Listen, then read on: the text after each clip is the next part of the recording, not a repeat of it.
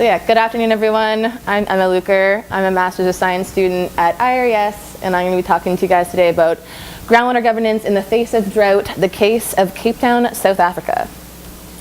So to begin, my research contribution centers around groundwater governance and water scarcity from the expert perspective. And I'm building on a 5-year comparative water governance project in Africa that EDGES has been doing, focusing on water access in underserved regions in South Africa and Ghana, but more from the user perspective. And so I'm adding kind of this expert perspective onto this water access and water governance narrative. So my presentation today will cover my introduction and context, my research questions, and then move into my methods, key findings, and then some conclusions. So, to begin, in the last decade, the urban water management literature has given a significant push towards transformative change in the urban water sector. And one argument and one key piece of this has been around water-sensitive urban design. And this means integrating water flows into urban design and water planning in the urban kind of planning sector. And a key piece of this as well is this framework called the water-sensitive city. So you can see in this graphic here, it's a 6-phase kind of aspirational evolution of what cities should strive towards in their urban water sector.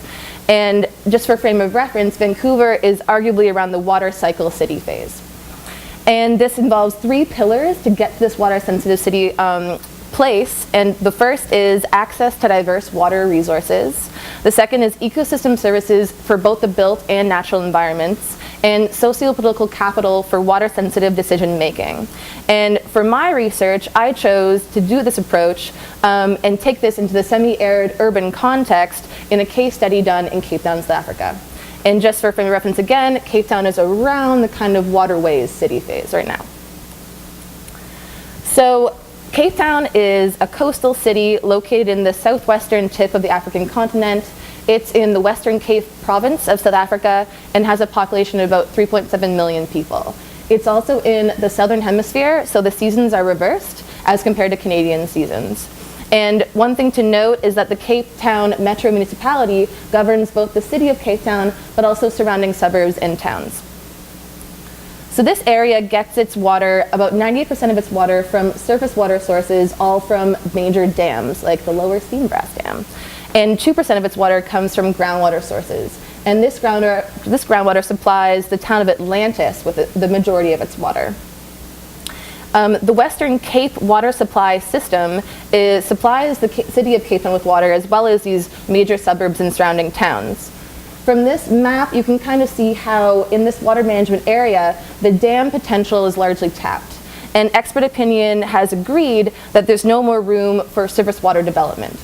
So in reaction to this, the South African government, as well as the city of Cape Town, came together to create this Western Cape water reconciliation strategy in 2007. And this is mostly to look at future demand increases and projected water supply constraints and reconcile these in the form of 4 water supply augmentation schemes. In addition, this strategy provided 11 different scenarios for what future demand and supply might look like in the future. As well, the city of Cape Town rolled out a framework of water demand management mechanisms in around the year 2000, which was globally recognized as being very effective and looked like kind of pressure reductions and fixing leaky pipes, and also a widespread water conservation awareness program. However, it's reached a relative level of efficiency at a kind of threshold. And in 2015, overall water demand started to increase again, due mainly to population and economic growth. And this is where my research kind of finds focus and timeliness, because as this water demand is increasing, the reconciliation strategy becomes even more important. And 2 of the 4 schemes that are involved in water supply augmentation involve groundwater. So just a quick definition, groundwater is the water held underground between spaces in like soil and rock, and an aquifer is this layer of kind of water-bearing unconsolidated materials. So the first scheme outlined in the reconciliation strategy has to do with the Cape Flats Aquifer.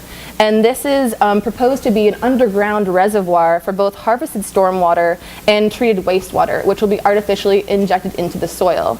So used more as a water storage and filtration mechanism rather than a bulk water supply.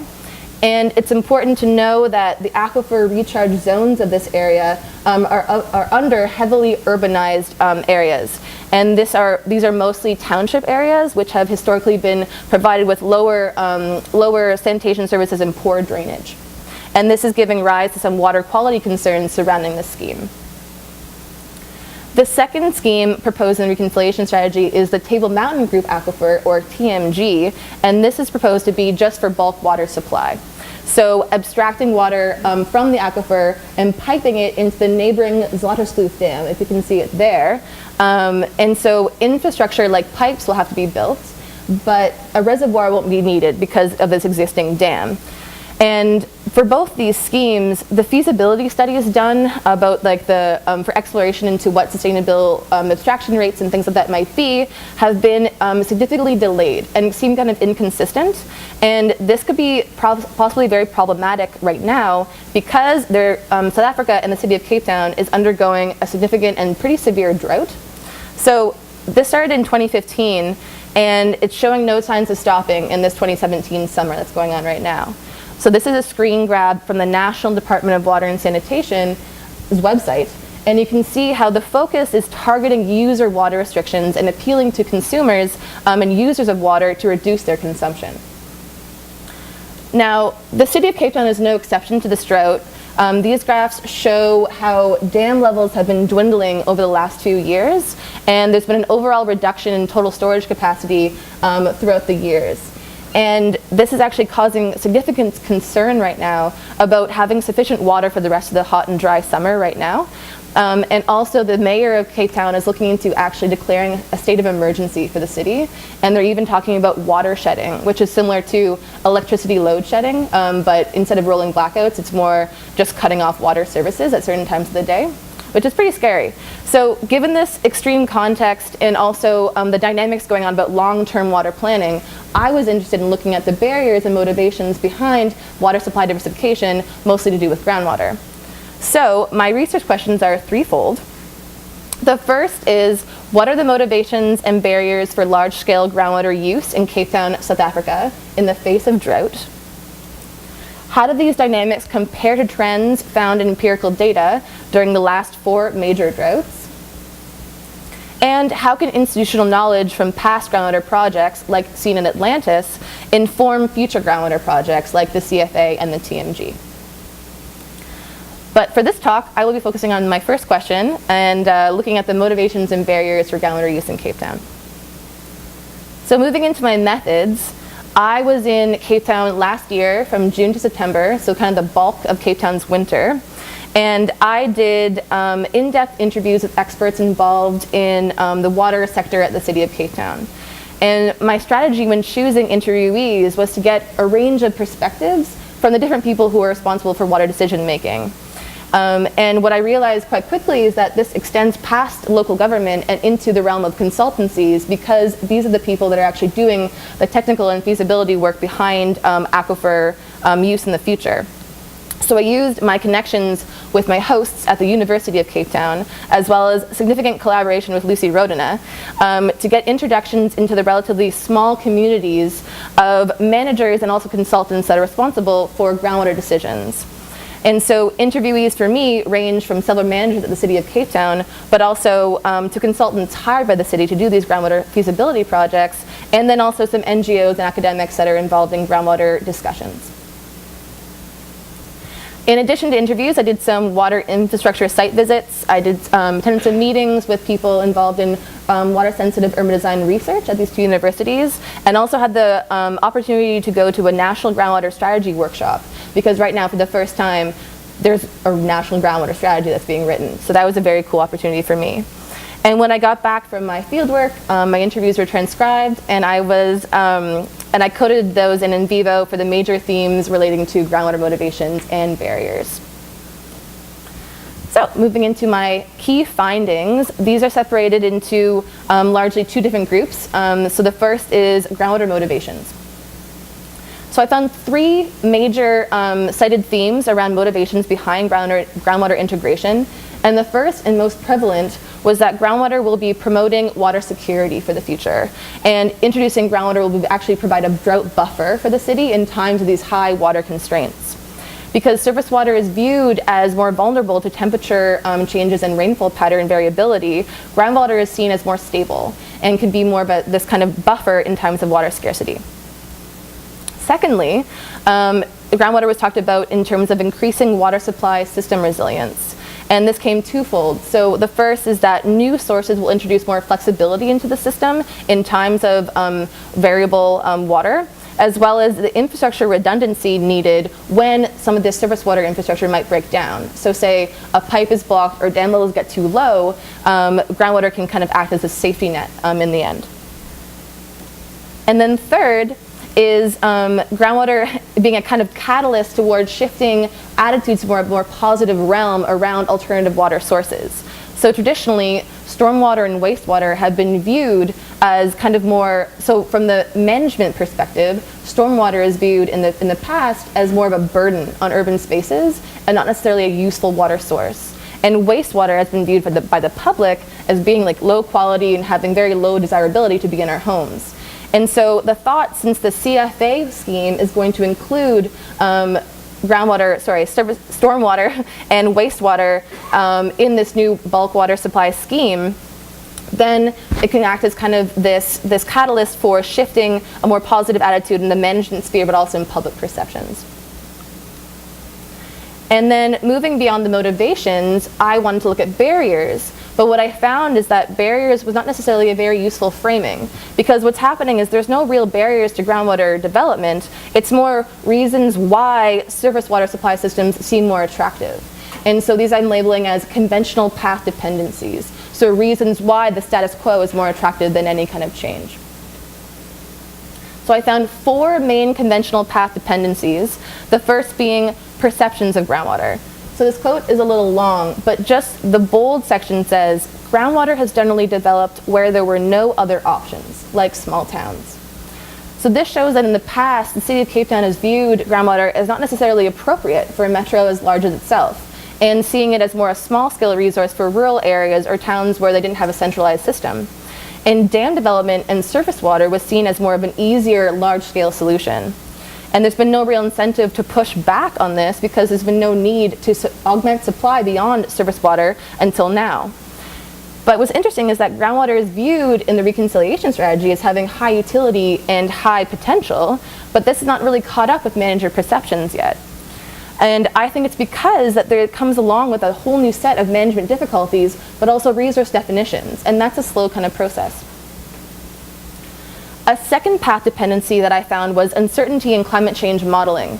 And when I say modeling, I mean both computer-generated models, but also the models used in kind of water management mechanisms.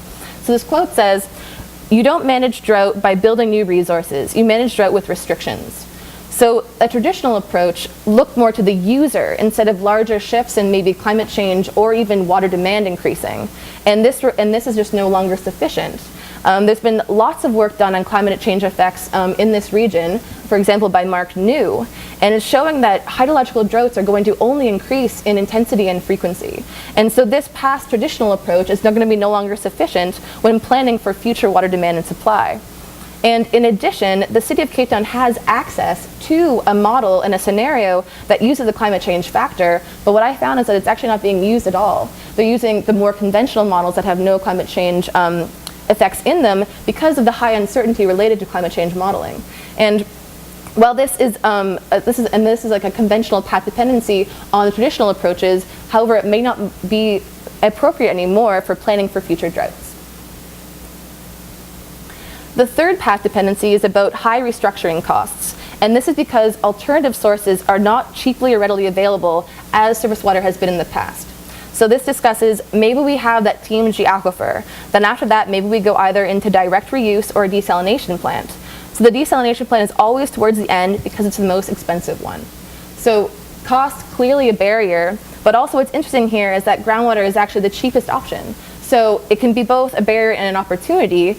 However, when you compound that with the consultancy contracts that are required for groundwater feasibility studies, you see that that's actually the reason that the CFA and TMG are behind. it's because of inconsistencies in investment with these consultant firms, and also their contracts being limited by the costs that are available for the city to put into groundwater feasibility studies.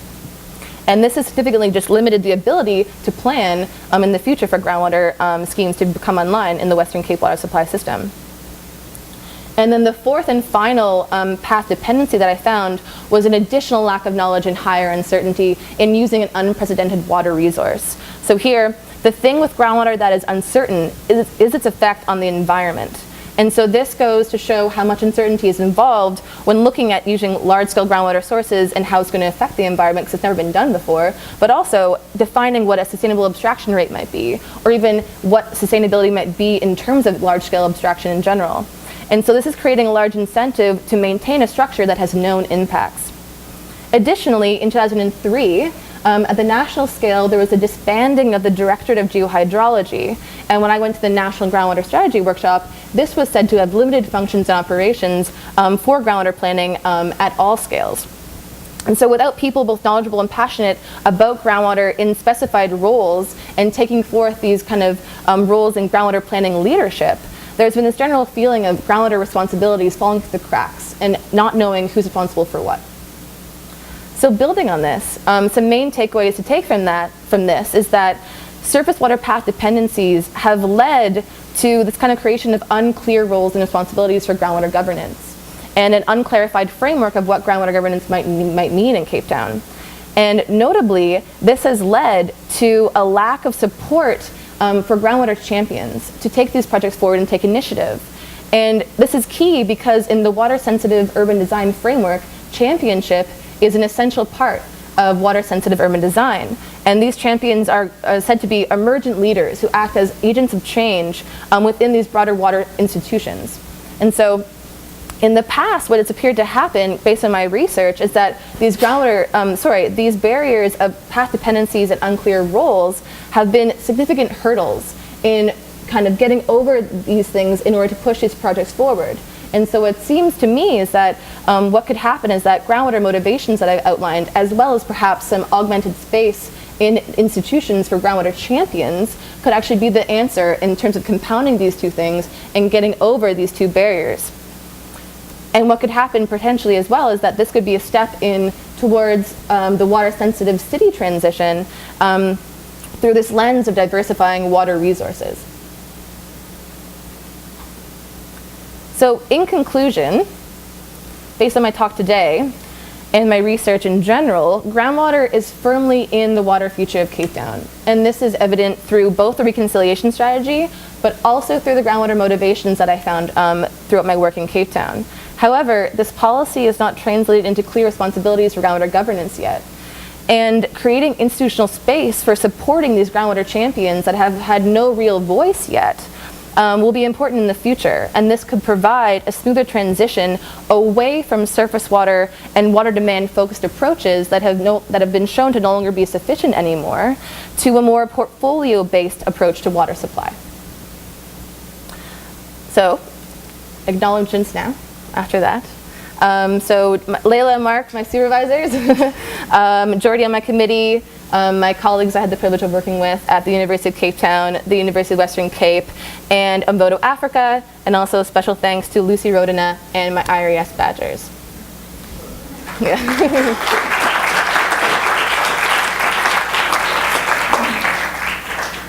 Well, that was polished. Good way to start off our presentation today. After each speaker, we're going to have 10 minutes for questions, and we want to start off with one question from a student, and then we can open up the questions to others in the audience. So 10 minutes after each speaker. Question from a student.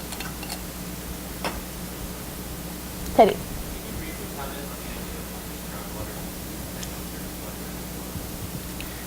So so the TMG scheme essentially is turning groundwater into surface water in a way. But I don't think that the design of the scheme has been nailed down enough to kind of get at the problems that might cause, because what you're doing is opening that up to the vulnerabilities that surface water has in the beginning, right, to evaporation and things like that. And so I think right now it's one of the options for supply augmentation, but the vulnerabilities to that may not be necessarily as understood yet enough. Yeah. But yeah, I understand your point. Alexa?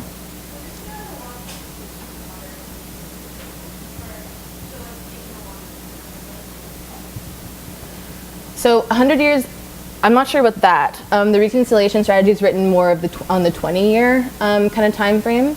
And what they're looking at is doing it in phases. So introducing more and more water as time goes on. So they actually have 3 phases for the TMG and 2 for the Cape Flats Aquifer.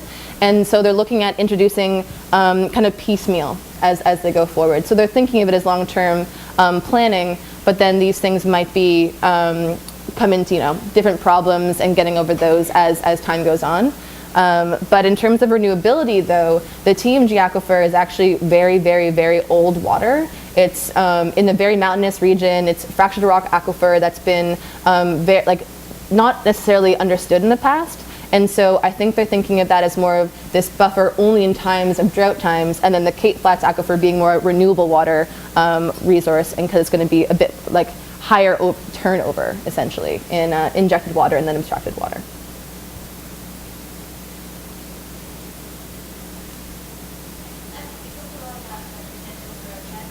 Mm-hmm.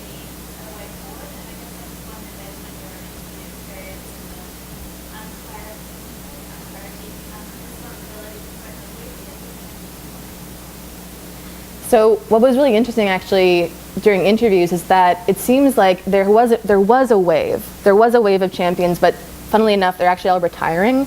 2 of my interviews were actually already retired, and these were people that were key in implementing the schemes at Atlantis, but also writing up these new kind of integrated plans with water-sensitive design and also the reconciliation strategy. And so I think one key thing is going to be going forward is going to be training or kind of inspiring a new wave. And they did discuss a little bit about some people they think could take on those responsibilities after they're gone, but it seems to be in kind of the fledgling state so far. And then another thing is just kind of opening up a bit more, I say institutional space, but I just mean kind of like more, maybe more kind of resources funneled in to looking at this as kind of a kind of human capital kind of thing rather than just a policy thing. So investing more in individual people at the kind of the managerial level rather than just looking to just water policy itself. Yeah. So that was interesting. I'm just wondering from the perspective of someone, are there other demands on the waters, like recreational or efficient sources of hydro or anything like that, or is it strictly? So yeah, so these dams supply water, so not necessarily, but to the 3 sectors of residential, agricultural, and industrial. So they are supplying water to those other sectors, but the interesting thing is that the user restrictions are actually much more strict on domestic users and residential users rather than the industrial and the agricultural sectors, although agricultural makes up about 50% of the demand. So yeah, that is an interesting dynamic, but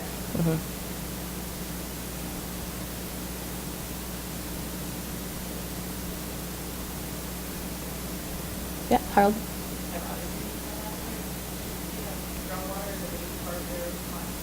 Oh, I haven't been reading any questions, Bonnie. I'm so sorry. Okay, so the question was, have any other cities in South Africa been using groundwater at a large scale? So yes and no. I wouldn't say any city to the level of Cape Town, but definitely kind of counties would be the word I might use. So smaller towns have kind of banded together and have done kind of well fields that they've drilled and have actually started, there's one city close to Cape Town called Hermanus, which actually completely acknowledged that they had no capacity to manage any kind of groundwater scheme and have flipped it all the way over to consultants both managing and doing the feasibility work behind them. So they not only are like kind of keeping up and maintaining these boreholes, which are wells in case that word is unknown, and also managing them on the kind of day-to-day basis. So it's almost like a governance system that's kind of integrating both government and these kind of operational workers. But there's nothing at the scale of this yet. But groundwater is used very frequently, but also mostly informally. Yeah. Mm-hmm. I grew up in a country where there was almost exclusively supply of groundwater. We had the impression that groundwater was indoors and nice supply. Mm-hmm. What's the relevant advantage of the energy supply of groundwater In Cape Town, or are you talking more generally? Okay, so talking about the disadvantages and advantages of using groundwater.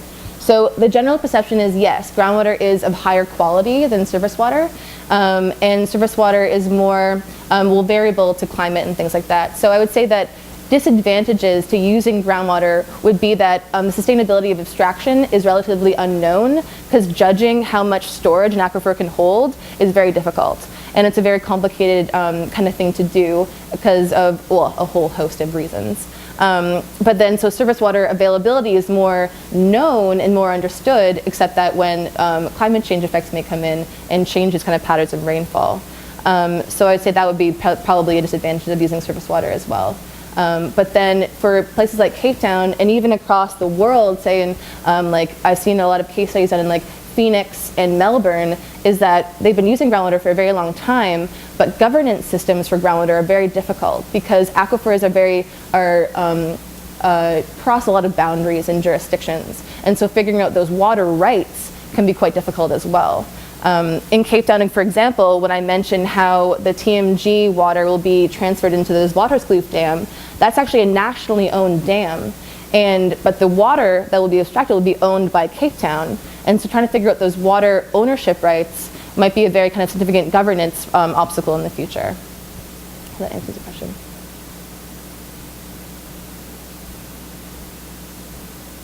Okay. Yeah.